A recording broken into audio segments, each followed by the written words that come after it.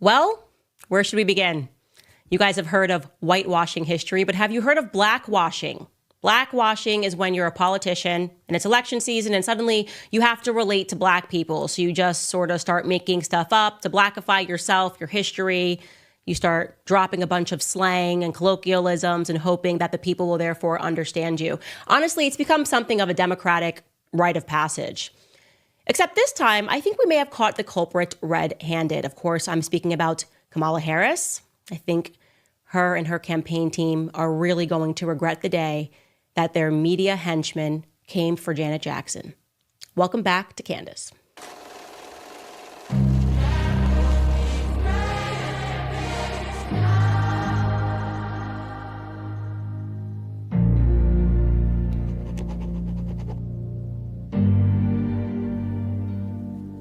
I'm literally buzzing with excitement right now for what we just discovered.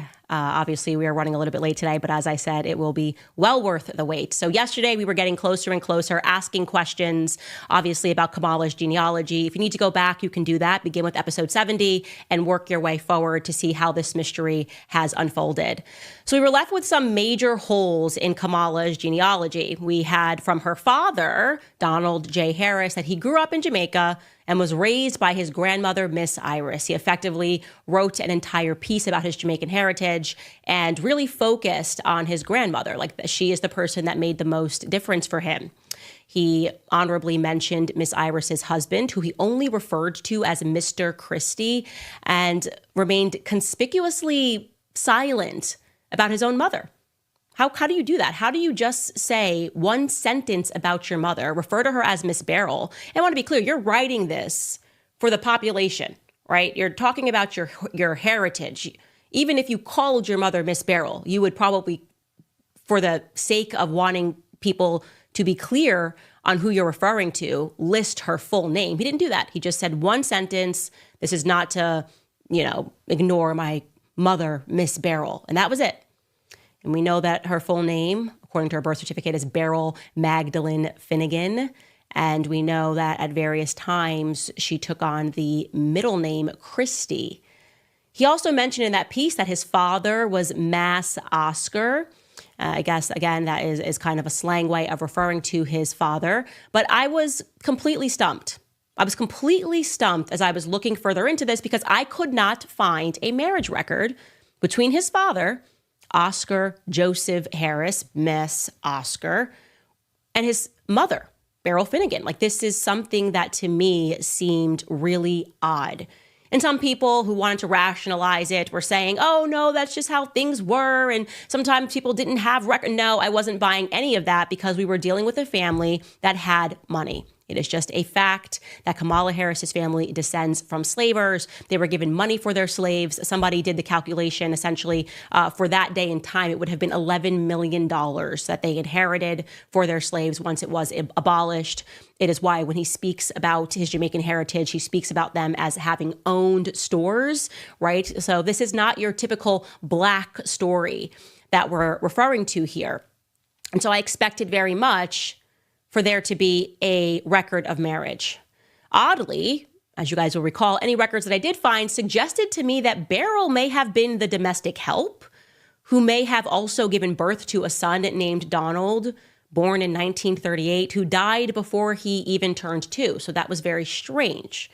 Question marks. We were like, okay, we're seeing this Beryl, we're seeing this Donald Harris, we're seeing that an infant died. What's really going on here? Why is it starting to feel like a scary movie? But of course, we want to rationalize it ourselves. Like maybe it is just a coincidence that another Beryl had another Donald in 1938 in St. Aaron Parish, and we shouldn't look too far into that. What we knew for certain was that Beryl, the correct Beryl, was married at the age of 25. So Donald Harris, who was presenting as Kamala's father, would have been 6 years old.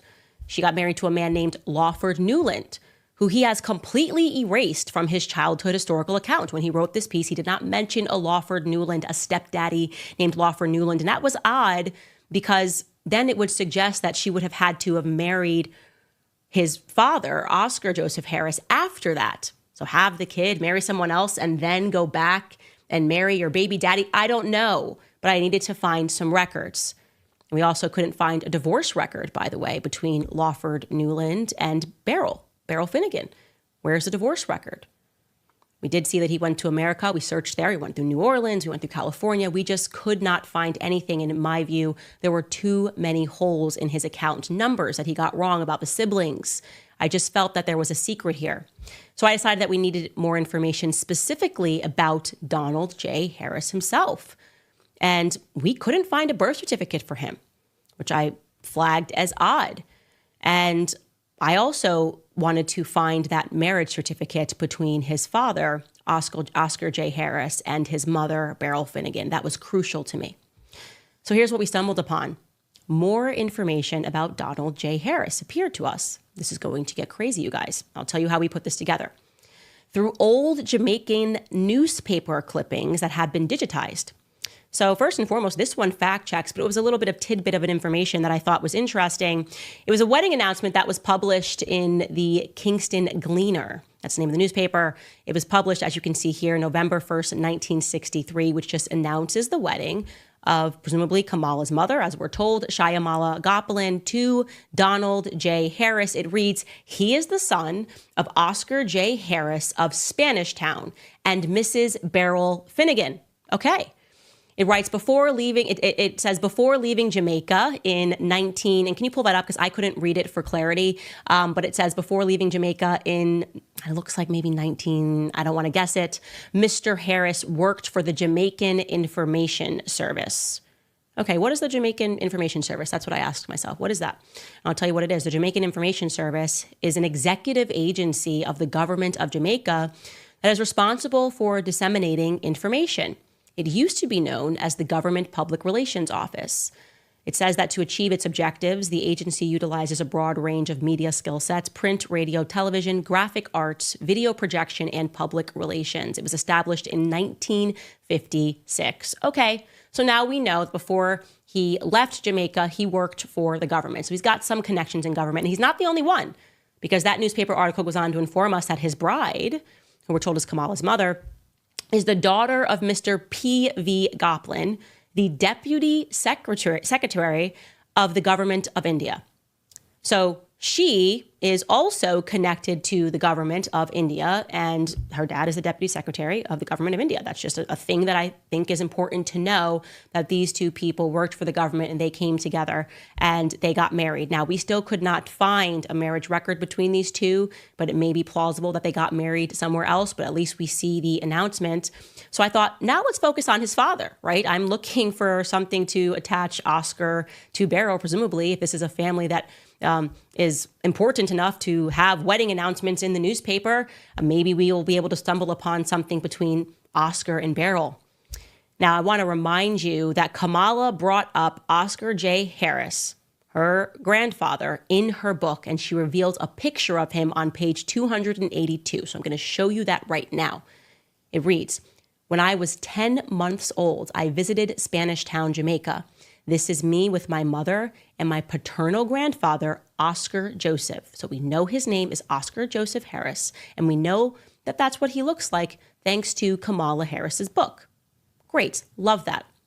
So I looked him up, and at first the father came up for a bankruptcy hearing announcement.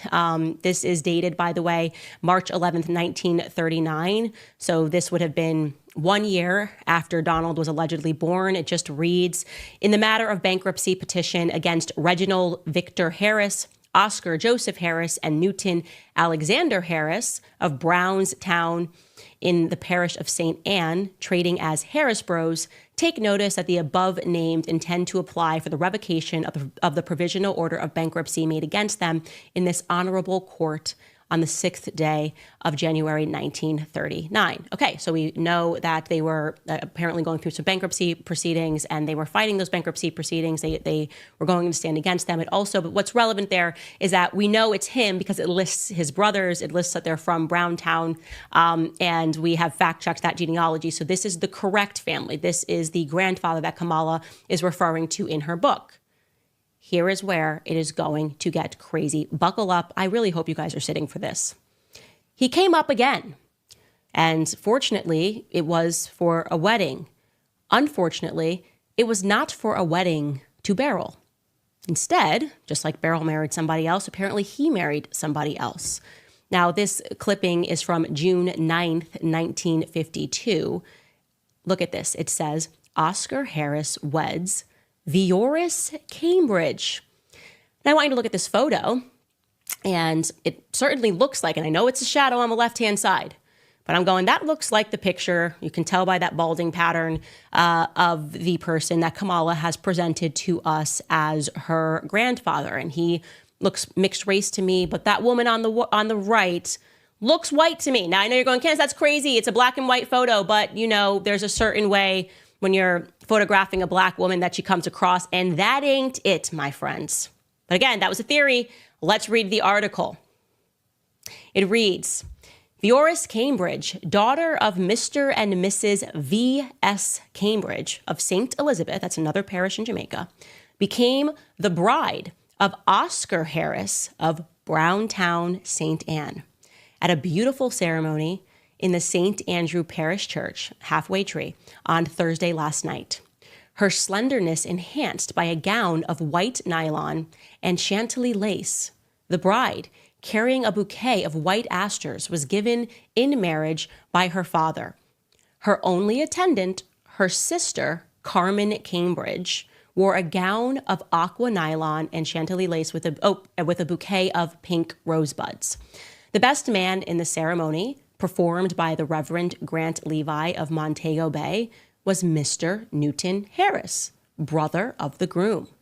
During the signing of the register, Mr. Gene McDonald sang, I'll walk beside you, and because, at a reception held at the home of the bride's uncle on Chester Avenue, Mr. Milton Hamilton was master of ceremonies.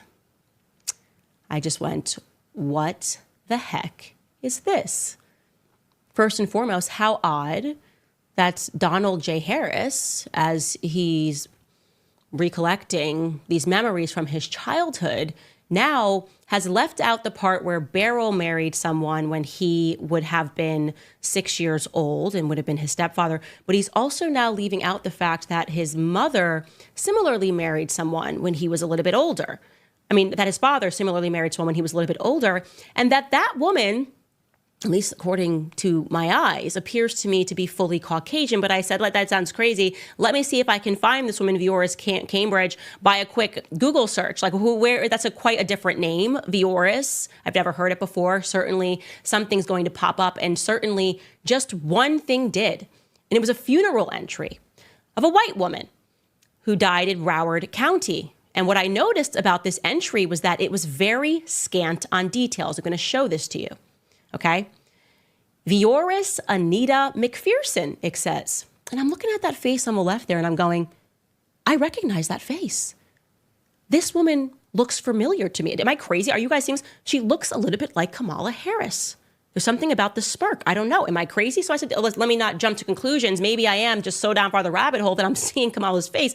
So I read this entry and it says, it is with great sadness that the family of Yoris Anita Harris McPherson Cambridge, in parentheses, so we know that that's her maiden name right there, announces her passing on Saturday, June 15th, 2019.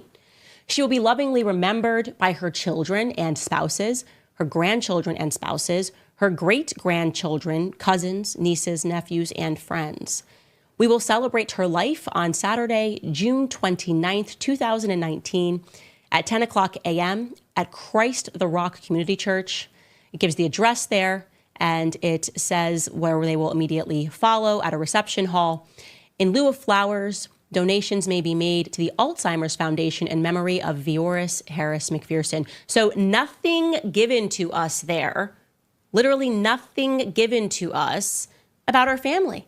Have you ever seen that? Usually survived by a sister, a cousin, a brother. I went to see if anybody posted anything. It says she has a really big family. I was like, okay, well, certainly somebody would have posted on the board. People do that all the time. I'm so sorry for your loss. Love you. Cousin, I'll see you there.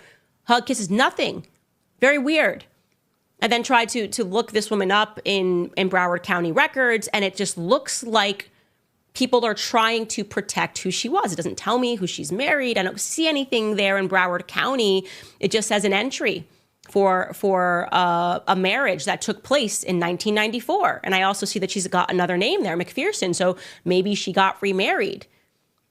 But it at least tells us that her birthday was October 7th, 1927. So I thought to myself, can I find a woman, a white woman who was born in Jamaica with that exact birth date, with that exact name? It's, like I said, a very different name, Yoris. And the answer is yes, we did. We were able to locate her birth certificate. And now we know why it said that she was married to V.S. Cambridge. It had listed her father as V.S. Cambridge, Mr. and Mrs. V.S. Cambridge. That's because her father's name is Vivian. Her mother's name is Adina Wright. And here you have it, born in Elizabeth. St. Elizabeth is...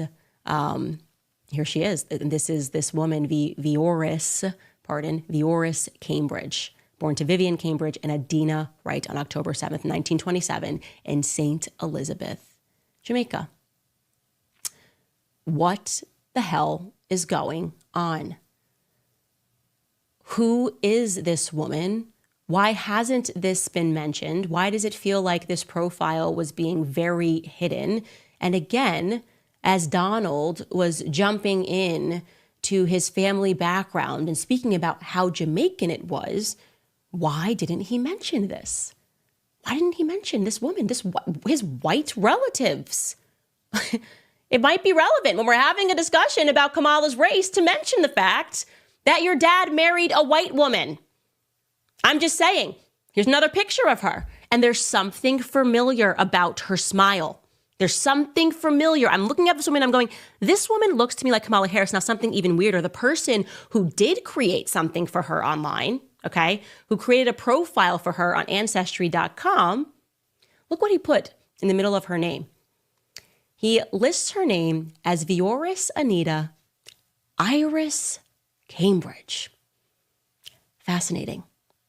Absolutely fascinating. So we looked into this briefly. And again, all of this has transpired within the last 4 hours. So we are not as organized about this, or I shouldn't say, we are not as certain about this, but it looks like the person who made this entry was a member of her extended family. It looks like she got remarried in 1994 in America and that's where she picks up the name McPherson. And that individual put Iris in quotation marks. Is it possible that Donald J. Harris, when he's fondly remembering Miss Iris, could be speaking about this woman? Yeah, it's possible. Everything's a possibility. Like I said, he's very scant on the details here. What we do know is that he declined to mention this woman.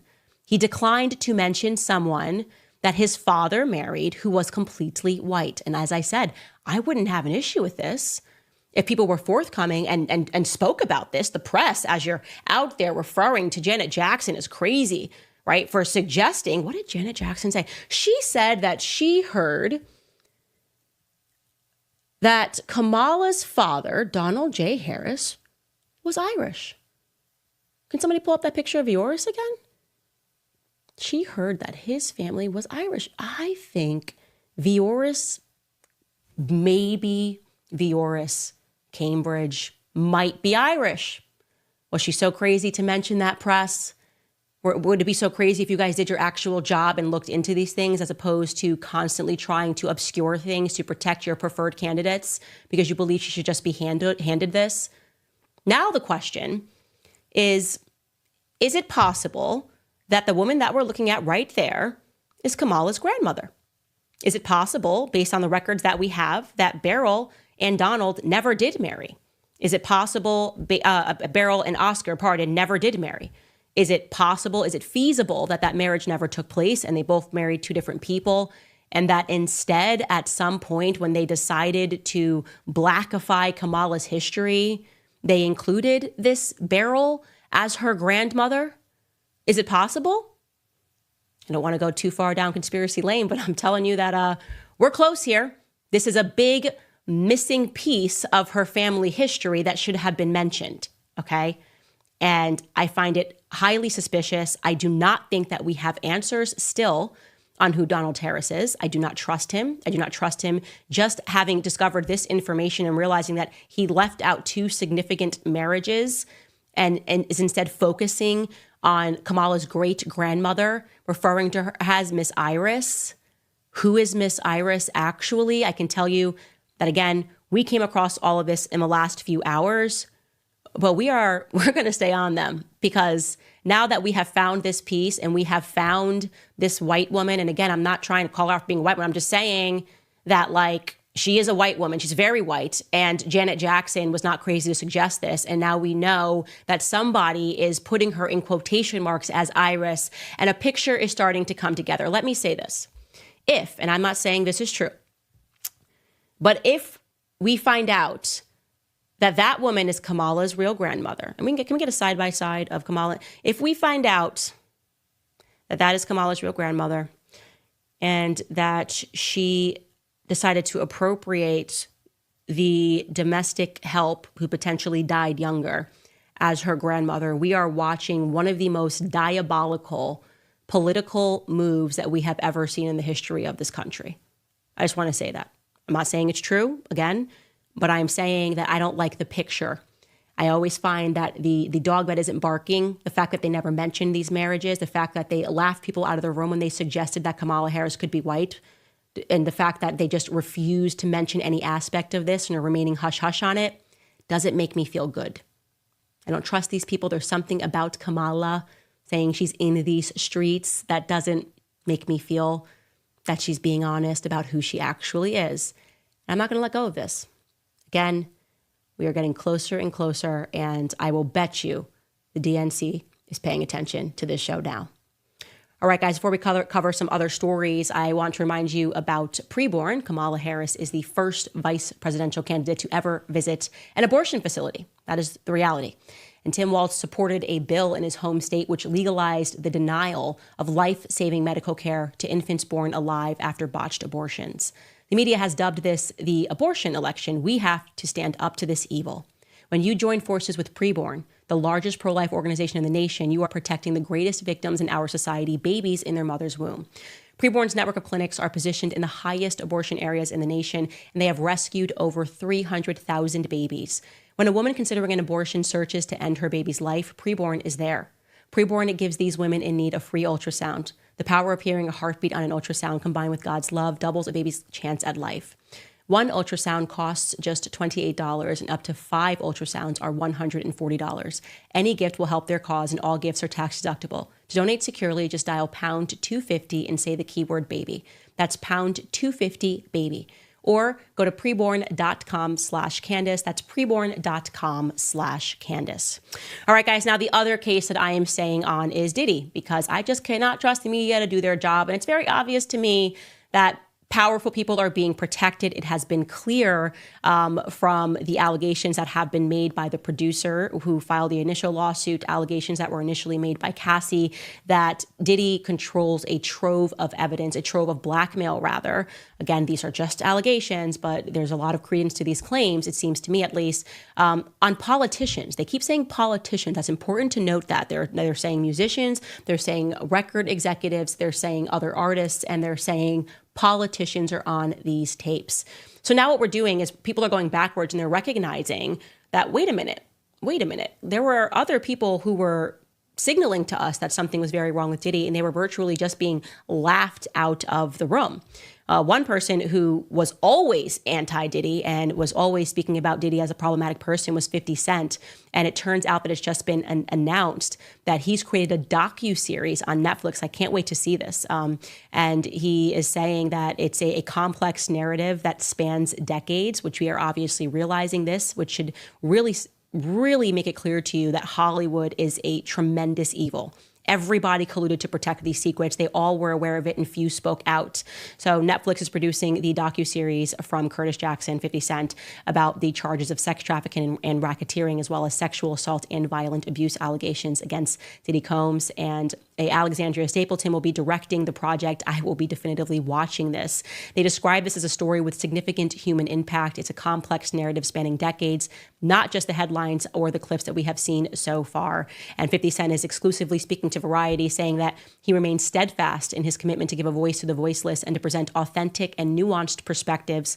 While the allegations are disturbing, we urge all to remember that Sean Combs' story is not the full story of hip-hop and its culture. We aim to ensure that individual actions do not overshadow the culture's broader contributions. Now, I would actually beg to differ.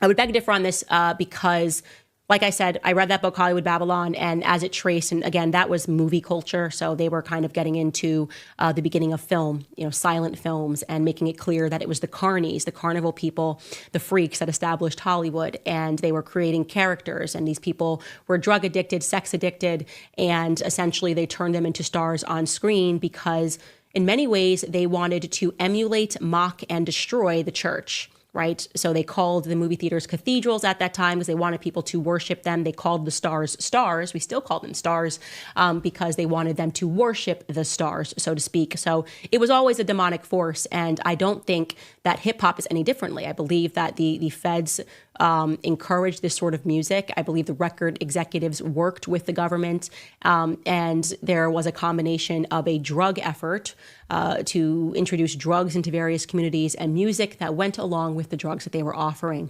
So my sister sent me this clip that's going around on TikTok, and one of the things that people think is that hip hop is homophobic, right?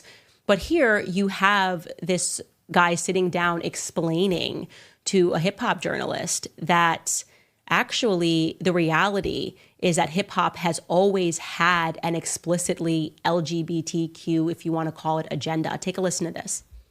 The industry grooms them to be open to it. Like if we go back to the Big Papa video, right? Why was there, you remember the scene in the bathroom? Why was there a transgender pissing in the bathroom with the, and the guy? You don't Standing remember? up, right? Yeah. Go to the scene when Buster's talking to her at the bar, and Big walk up and move in, and then, or when she say true, stop it right there and look at the knot in her throat. Not the knot in her throat. Talking about this young lady? Her name is Shamika. She was from Queens and she got killed because she was a was dating her, didn't know it was a man, and went to have sex with her and found out she was a man, and she's dead, and he's in jail. What I believe is that the Tupac Biggie got so gangster and so big that the agenda that they was about to push on us, that they later pushed on us, it just got pushed back. They was getting ready to groom us right there. They was grooming us. We got a transgender in the Big Papa video, in the bathroom, and the lead woman. Not only in Big Papa, and Warning, she's in the bed with Biggie, and then in the Flavor in Your Ear remix, she's dancing behind LL. Right. And Hype Williams is the director, and she's the lead in all three of those videos, and he's the director of all three of those videos. And it's rumored that that was his chick. That is a major clue right there. So I wanted you guys to hear that because it does seem like the industry is having a reckoning and people are realizing that this really hasn't been about just creating music. Hollywood is not just creating music for your entertainment. They are giving out frequencies and they are modifying your behavior based on the frequencies that they are giving out. And so it's important to know what it is that you're listening to. On the other end of that, every person who has tried to speak out about this, who has tried to speak out about the industry, the type of people that are controlling the industry, the attacks that people face from the media if they try to speak out is always the same. They're called crazy. They are always called crazy. And an example of one such individual who went through those sorts of attacks is the actor Orlando Brown. He was on Disney, and I remember everyone telling us that he was totally insane and deranged when he was saying a lot of things that at the time sounded crazy, particularly about Diddy. Take a listen. The requirement is you gotta say no to Diddy. If it's new booty in the building, you know he gonna get it. Don't take your girlfriend to a Diddy party. You can take the but he wants you. He ain't worried about that he is not worried about that at all. I mean, it's so crazy that all of these clips are coming out and you're listening to so many people speak about Diddy, and each time they just turn it into a joke. And I'm not sure if they're turning it into a joke because they just think that the people are being funny, or because I guess at the other end of that is it's too much to process that all of this has been going on in Hollywood right under our noses, and the individuals that were allowing it, that were complicit in this, are just given billions. I mean, these people are famous. The media loves them. They celebrate them. And so that's the part that always really upsets me, is that when these things take place and somebody goes down, so to speak, like a Diddy or an Epstein, the media pretends like they're surprised, when in the reality is that the media protected them for years until something broke, something came out, and they could protect them no more. Even when the allegations were coming out about Diddy, until he was arrested, the media really didn't talk about this case enough. I mean, I've been talking about it nonstop because, as I said, we have not yet gotten the big names, okay? Diddy, to me, is the fall guy. This sounds like this was a full operation as expressed from the producer, Little Rod, who came out with this initially. It sounds like he implied heavily that the feds are involved, that they're allowed, to have these drugs. The executives that have been named in that suit, we haven't seen any articles written about them, which means that we are still seeing a major effort to protect the big names, just like with Jeffrey Epstein. We still do not have his client list, and that's problematic because that client list is a list of people that we can bank on as being blackmailed, politicians that we can bank on as being blackmailed. And it's important that we know who those individuals are. All right, guys, I'm gonna take a second here before I get in to another story and tell you about 7 Weeks Coffee. 7 Weeks Coffee is America's pro-life coffee company on a mission to fund the pro-life movement, one cup of coffee at a time. Why are they called 7 Weeks Coffee? Because at 7 weeks, a baby is the size of a coffee bean, and it's the same time a heartbeat is clearly detected on an ultrasound. That's why they donate 10% of every sale to support pregnancy care centers across the country. They've raised over $500,000 for these centers and have saved over 5,000 lives by providing free ultrasounds and other resources to moms in need. Now I'll tell you about the coffee because I'm very picky about what I put into my body. It's mold-free, pesticide-free, shade-grown, and low acid, and it's organically farmed. It truly checks all the boxes. So exclusively for my listeners, you can go to 7weekscoffee.com and use code Candace for up to 25% off your order. Remember that your order will directly help support a network of over 900 pro-life organizations across the U.S. That's 7weekscoffee.com and use code Candace for up to 25% off your order. Before we get into your comments, guys, I just also want to mention this Alex Jones InfoWars thing.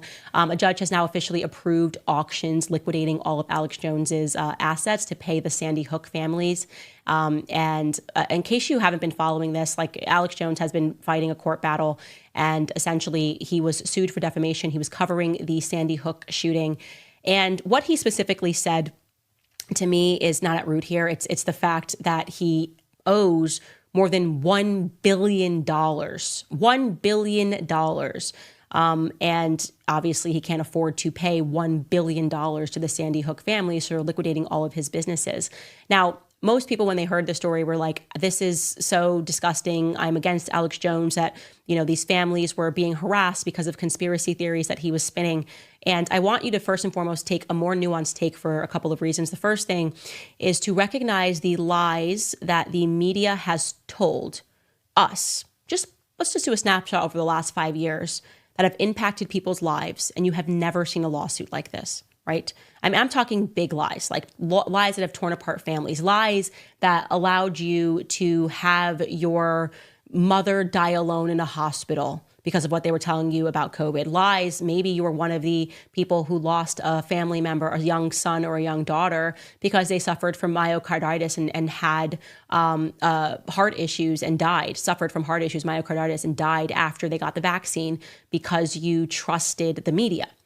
We've never seen the media held to that particular standard. So when you see people that are commenting on this case, it's not because they agree with what Alex Jones said or what Alex Jones did.